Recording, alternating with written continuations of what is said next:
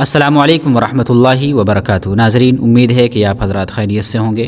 22 رجب کے کنڈے منانا کیسا ہے؟ کیا ہمیں کنڈے منانا چاہیے یا منانا نہیں چاہیے؟ اس بارے میں شریعت کیا کہتی ہے تو آپ کے سامنے ہم دارالعلوم دیوبند کا فتویٰ پیش کر رہے ہیں۔ کسی نے دارالعلوم دیوبند کے دارالفتہ سے یہ سوال کیا ہے کہ کیا کنڈے کی عید منانا صحیح ہے؟ سوال: محترم، مجھے جاننا تھا کہ بریلوی جو کنڈے کی عید مناتے ہیں کیا وہ صحیح ہے؟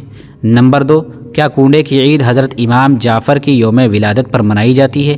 نمبر 3، اور اس بات میں کتنی صداقت ہے کہ کچھ ہمارے دیوبندی اشخاص کو یہ کہتے سنا ہے کہ دراصل اس دن حضرت امیر معاویہ رضی اللہ عنہ کی وفات کا دن ہے، اس کی خوشی میں یہ عید منائی جاتی ہے؟ نمبر 4، حضرت امیر معاویہ رضی اللہ تعالیٰ عنہ کی یوم ولادت اور یوم وفات کیا ہے؟ جواب: بسم اللہ الرحمن الرحیم۔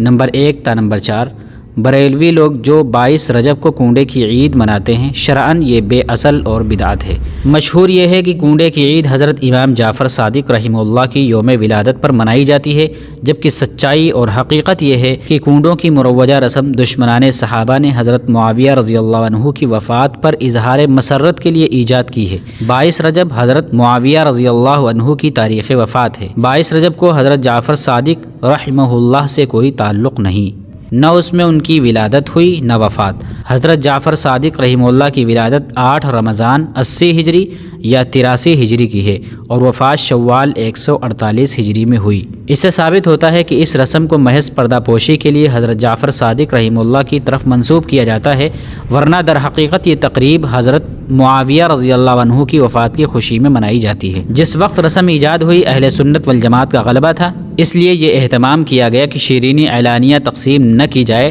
تاکہ راز فاش نہ ہو، بلکہ دشمنان حضرت معاویہ رضی اللہ عنہ خاموشی کے ساتھ ایک دوسرے کے یہاں جا کر اسی جگہ یہ شیرینی کھا لیں جہاں اس کو رکھا گیا ہے، اور اس طرح اپنی خوشی و مسرت ایک دوسرے پر ظاہر کریں۔ جب اس کا چرچا ہوا تو اس کو حضرت جعفر صادق رحمہ اللہ کی طرف منسوب کر کے یہ تہمت ان پر لگائی کہ انہوں نے خود اس تاریخ کو اپنی فاتحہ کا حکم دیا ہے، حالانکہ یہ سب من گھڑت ہے۔